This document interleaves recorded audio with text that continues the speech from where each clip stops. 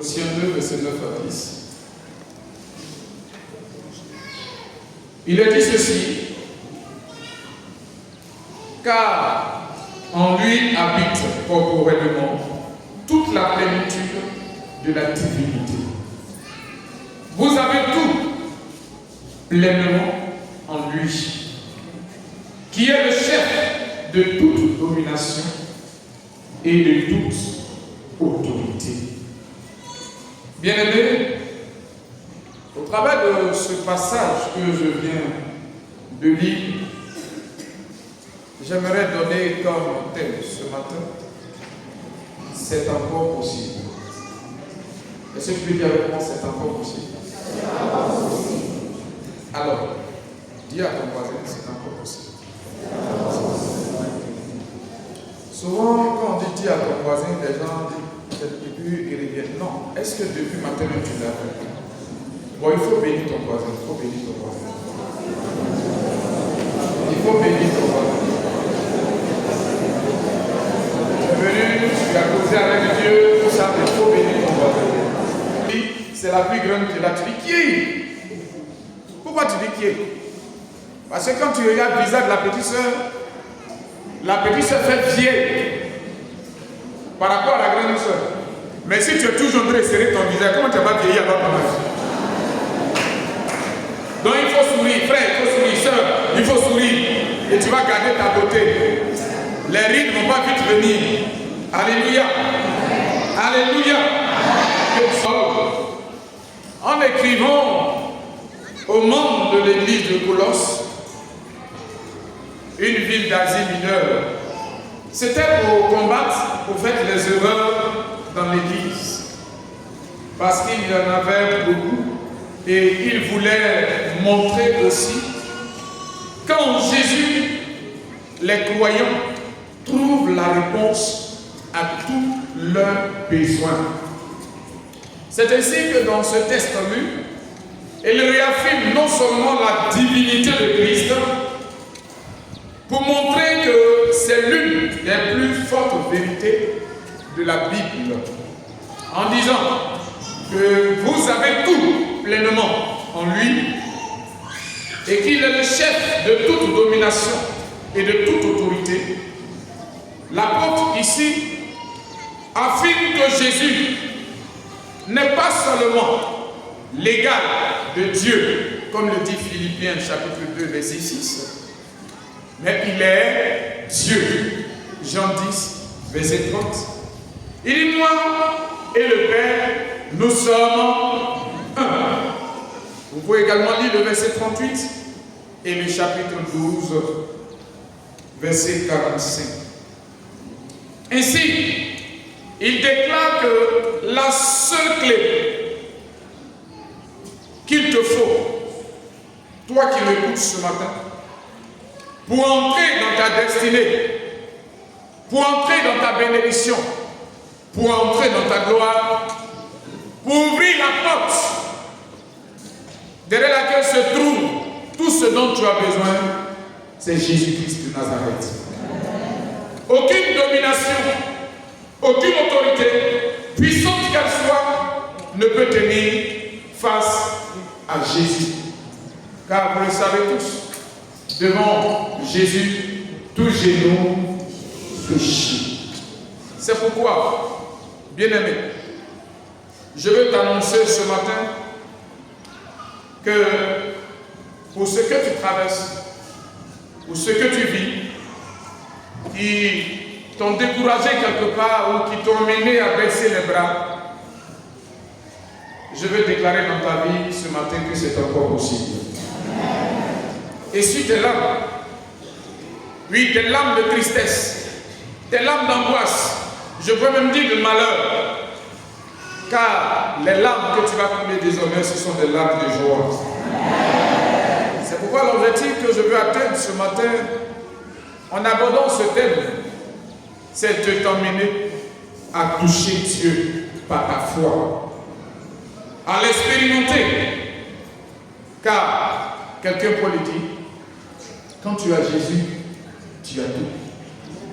N'est-ce pas? Et nous le chantons. Si tu as Jésus, tu as tout. Si tu as Jésus, oh, tu as tout. Jésus, oh, tu as tout.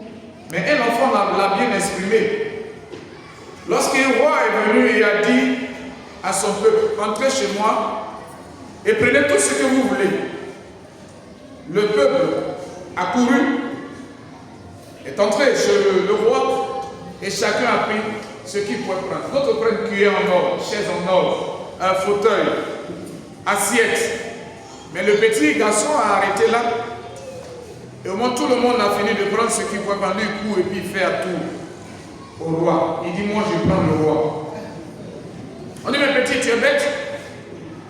Le roi n'a rien à te voir, il n'a plus rien. On a tout pris. Le petit dit, ce que vous avez pris, demain si un voleur arrive à vous l'arracher, vous n'aurez plus rien.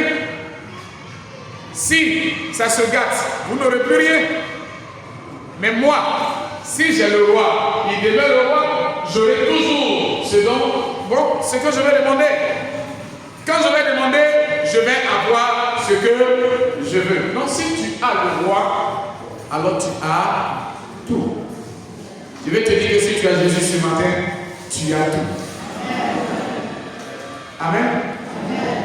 Parfois, on veut les membres, mais on ne veut pas entretenir le membre. N'est-ce pas? Si nous connaissons Jésus, bien-aimé, nous n'avons pas besoin de chercher Dieu à travers les religions, les sectes ou les philosophies non bibliques, comme le faisaient les Colossiens. Jésus-Christ seul détient la réponse à la signification de la vie, puisque lui-même, il est la vie. Bien-aimé, s'il y a un vide dans ta vie, Jésus peut combler ce vide-là ce matin. N'oublie pas, nous avons tout pleinement en lui. Dis avec moi, j'ai tout pleinement en Jésus. Le livre de Jean nous rapporte un fait. Dans Jean chapitre 1, verset 43 à 51. Qu'est-ce qu'il dit? Il a dit ceci: le lendemain, Jésus voulut se rendre en Galilée et il rencontra Philippe. Il lui dit, suis-moi. Philippe était de Bethsaïda, de la ville d'André et de Pierre. Philippe rencontra Nathanaël et lui dit, nous avons trouvé celui de qui Moïse a écrit dans la loi et dont les prophètes ont parlé, Jésus de Nazareth, fils de Joseph. Nathanaël lui dit, peut-il venir de Nazareth quelque chose de bon? Nathanaël lui dit, peut-il venir de Nazareth quelque chose de bon? Alors Philippe lui répondit, viens et vois, viens et vois. C'est ce que là aussi après vous nous égayer jusqu'au bout. Viens et vois, viens et vois ce que Dieu a fait. Viens et vois ce que Dieu a fait. Oui, il lui dit, viens et vois. Tiens vraiment, viens et vois. Jésus, voyant venir à lui Nathanaël, dit de lui, voici vraiment un Israélite dans lequel il n'y a point de fraude. D'où me connais-tu? Lui dit Nathanaël.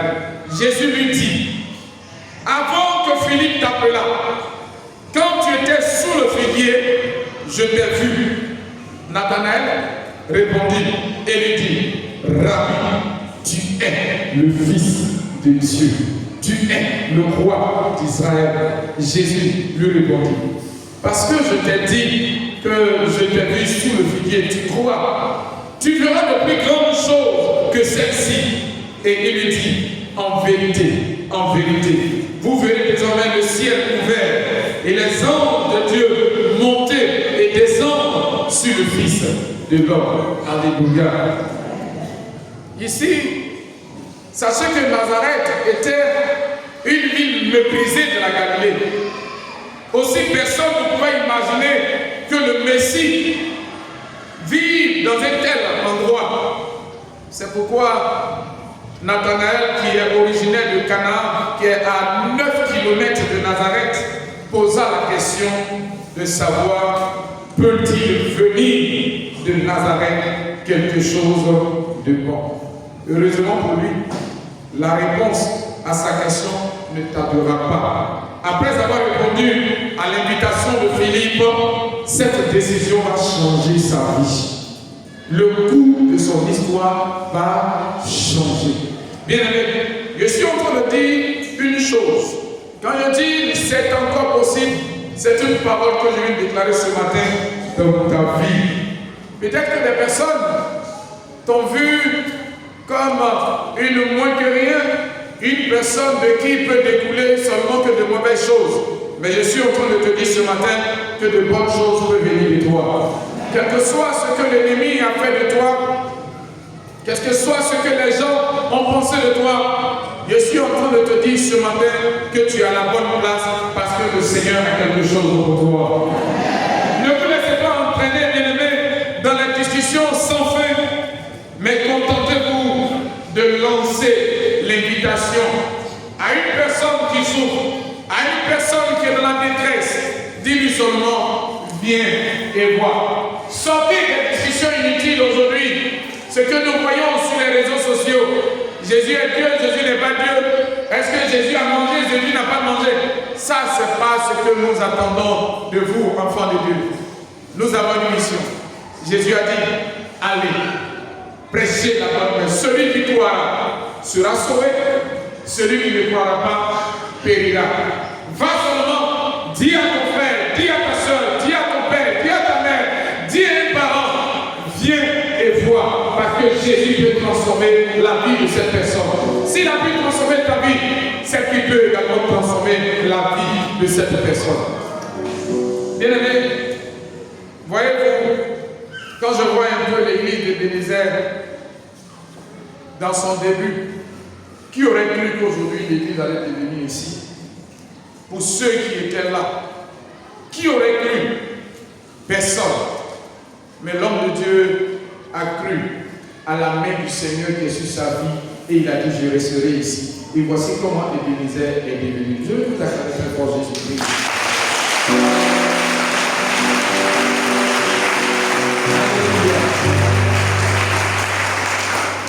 Quand tu regardes, tu te demandes, attends, est-ce que c'est ici qu'était le bas-fond là-bas?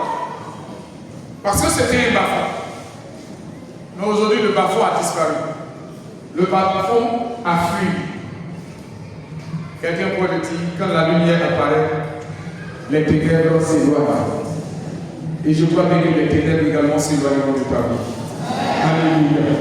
En disant que c'est encore possible ce matin, bien-aimé, je dis et je le répète, je déclare une parole positive dans la vie de quelqu'un. Je déclare une parole d'espoir dans la vie de quelqu'un. Je déclare une parole de guérison dans la vie de quelqu'un. Et je dis en même temps que tu reçois ta guérison au nom de Jésus-Christ de Nazareth. Je déclare une parole de restauration dans la vie de quelqu'un. Toi qui peut-être es en train de sombrer dans tes discussions, ou bien tu ne savais plus que faire. Tu disais peut-être que tu allais abandonner. Non, n'abandonne pas. Car le Seigneur n'a pas encore fini avec toi. C'est encore possible. Ton histoire va s'écrire. Je déclare une parole de résurrection sur la vie de quelqu'un. Là où la mort est en train de sévir. Quand je parle de la mort, à commencer par la mort spirituelle jusqu'à la mort physique, même dans tes affaires, tout est en train de tomber. Je proclame la résurrection au nom de Jésus-Christ. Je vais dire une parole pleine de vie à quelqu'un. Et cette parole qui est pleine de vie, c'est que Jésus t'aime. Est-ce que tu peux dire à ton voisin, Jésus t'aime? Alléluia. Quand je dis c'est encore possible, c'est ce qui peut être. C'est ce qui est réalisable. C'est encore possible de dire